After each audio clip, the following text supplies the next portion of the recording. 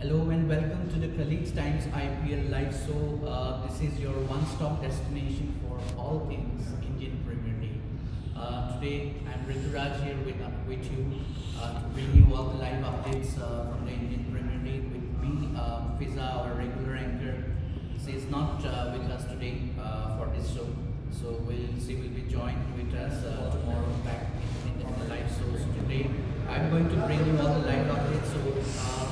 As you know, I'm sure you all must have had a beautiful Eid celebrations, Eid vacation, and now over the weekend, some very interesting matches that came up in the Indian Premier League.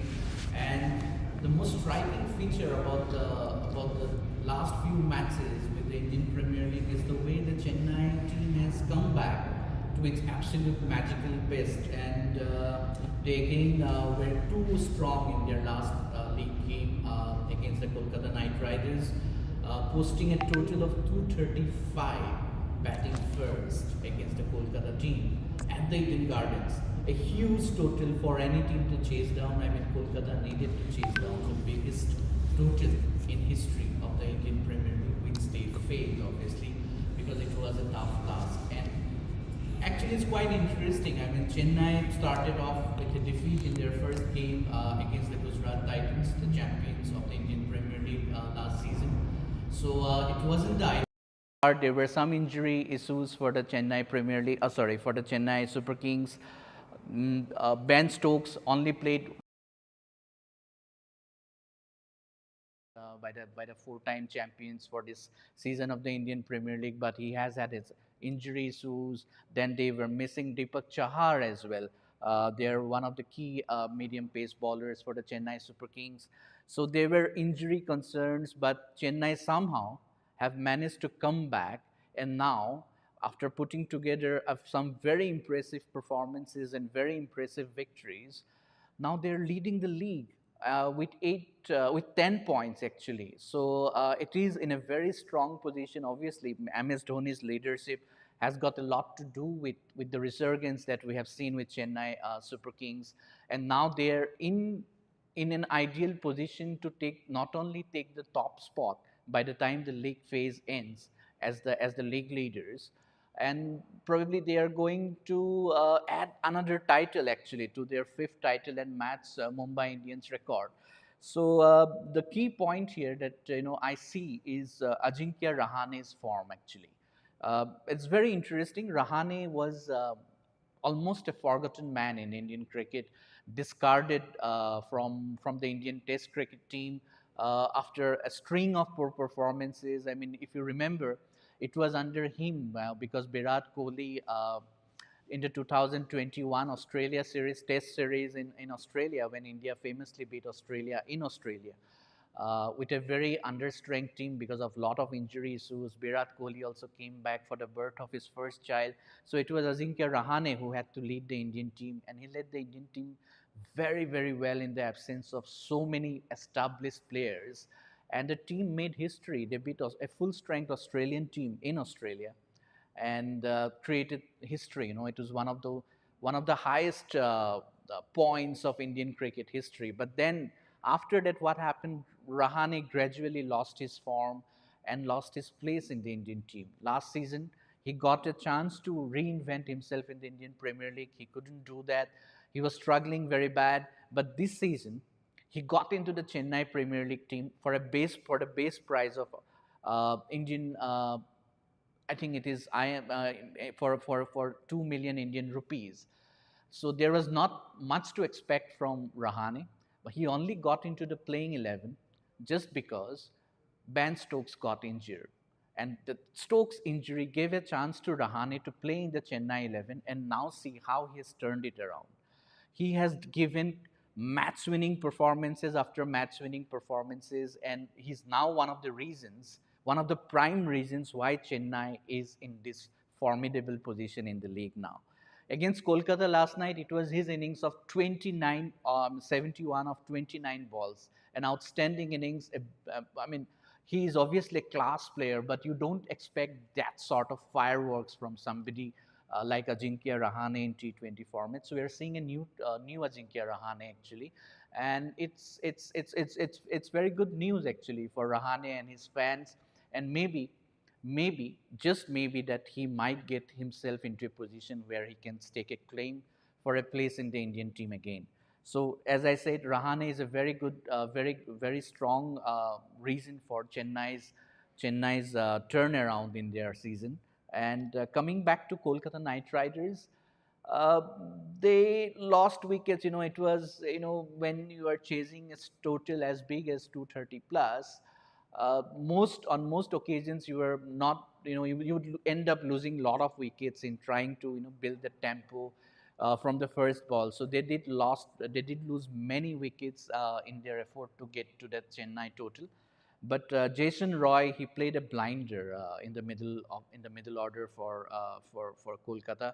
So it was basically him and his partnership with Rinku Singh. So I think even though it was a lost cause, but Jason Roy, a dangerous player for the England the white ball team.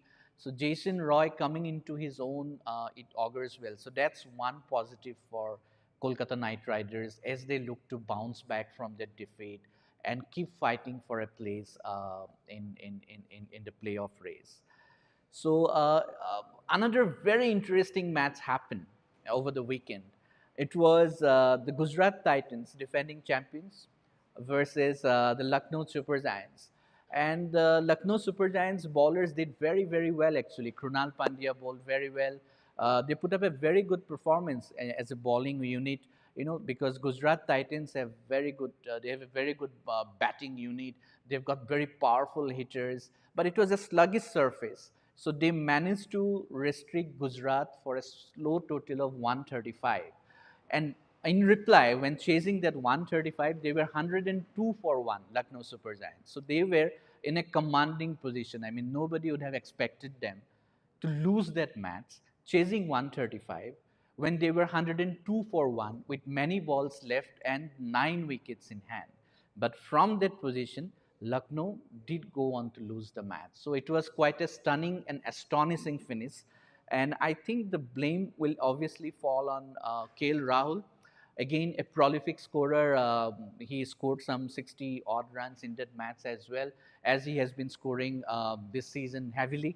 But again, there has always been a question mark about KL Rahul's strike rate and KL Rahul's approach to batting, not just this season, but that has been the case for the past 4 or 5 seasons in the IPL, even though he has been scoring a lot of runs. Every season, KL Rahul gets about more than 500 runs a season every season, but it's his strike rate that has always been a matter of concern. And I think him as the captain, he will have a lot to answer for.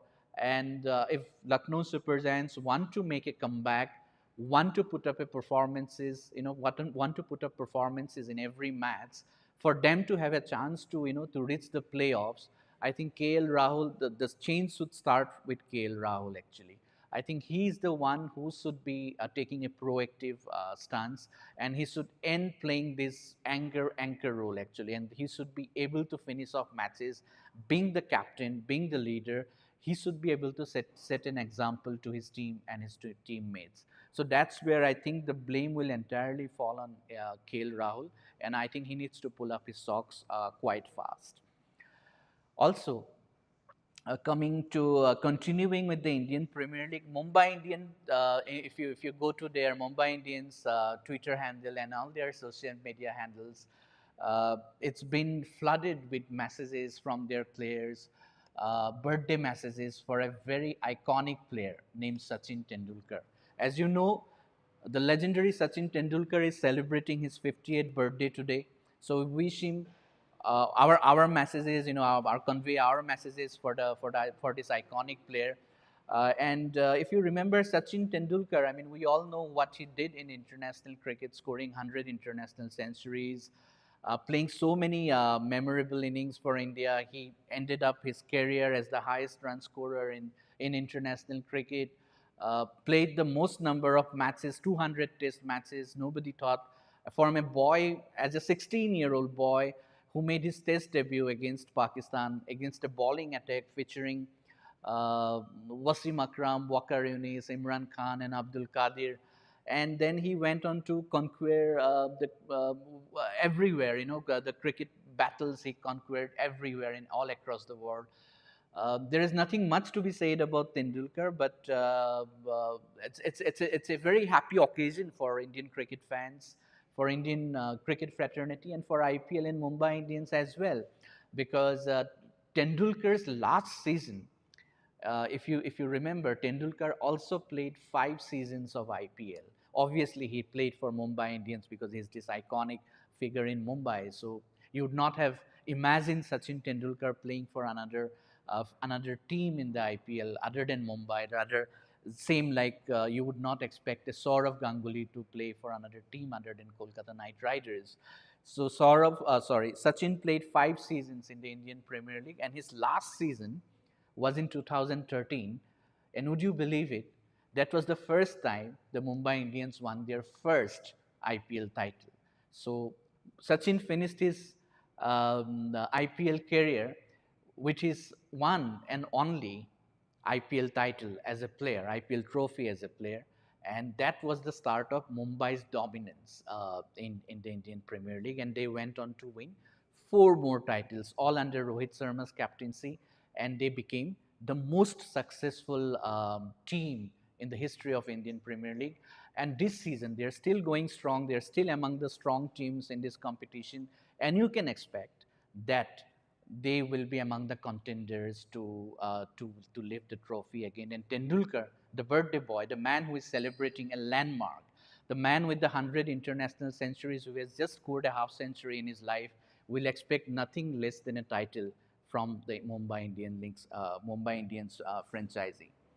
So now we have a game tonight. Obviously, only one match today. Being we are back in the weekday, so as you know, every weekday we have only one match in the Premier League compared to the weekends. When you see on Saturdays and Sundays, you have double headers on Saturdays and Sundays. So today we have Sunrisers Hyderabad versus Delhi Capitals. Now, these two teams are at the bottom of the table. Delhi Capitals have somehow managed to win after 5 consecutive defeats, win their first match after 5 consecutive defeats, but they made a heavy weather of it. They struggled to chase down a total as small as 127. You would have expected to win that match comfortably, actually, since their bowlers did manage to restrict the Kolkata Knight Riders to a very low total. Akshar Patel did very well as a bowler again. Ishant Sharma has been out in the cold, and then he comes back and bowls an outstanding spell. I think he gave away only 19 runs in 4 overs, so it was quite refreshing to see somebody like Ishant Sharma, who has been around for such a long time. I think he made his India debut in 2007. He was about 17 or 18-year-old. So towards the back end of his career, comes back to a struggling IPL team, that is that is the Delhi Capitals, and delivers a brilliant performance with the ball, helping Delhi to restrict Kolkata to a low score. But what happens? Delhi struggles again.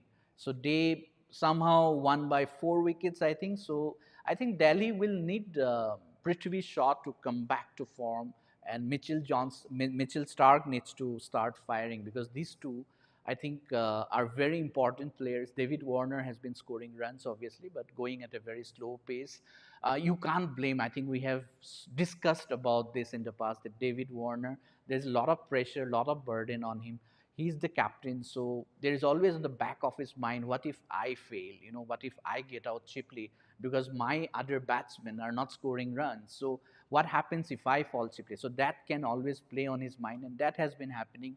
So the other batsmen in the Delhi Capitals team, Prithvi Shaw, I can understand why they have been persisting with him, because he's a match winner. So it's a matter of time, I believe, because we all know how talented Prithvi Shaw is, and we all know how dangerous Mitch Marsh can be. So those two are the players that need to step up, need to help David Warner as a batting unit. For that, Delhi Capitals can continue to put up big totals on the board. And I can see the same problems with their opponents actually, which is Sunrisers Hyderabad today. It is the batting that is causing them a lot of trouble actually. And they need to as well, as a batting unit, they need to step up as well. And as I have mentioned, as I spoke to Fiza, if I remember well, I think Hyderabad is heavily relying on Harry Brook. We all know what a dangerous player he can be. And unfortunately for Harry Brook and Harry Brook fans, because he has taken the world by storm in such a short time in international cricket, in Test cricket, actually, his strike rate, he scored about 800 or 900 runs in his first 6 Test matches, and his strike rate in Test cricket is somewhere around 97. He's striking at about 97 in Test cricket and scoring, I think, quite a few centuries. He has already scored in Test cricket. It is on that performance in the white ball format, in 5-day format, that he earned big money move to the Indian Premier League.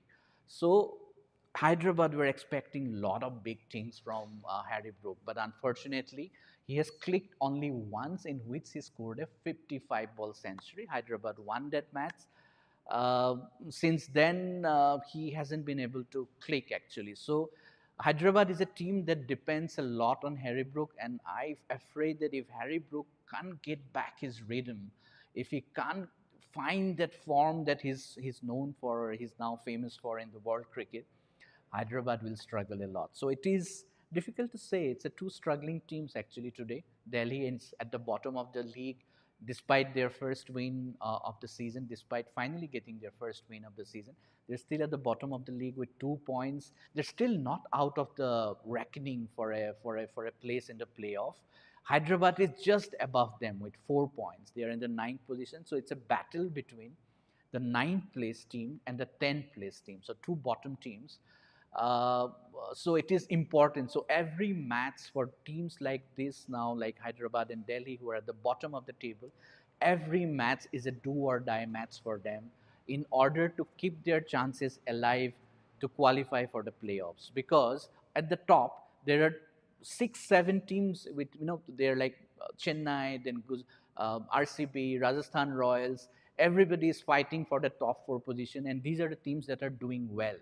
So to able to catch them, these two teams cannot afford any slip up now.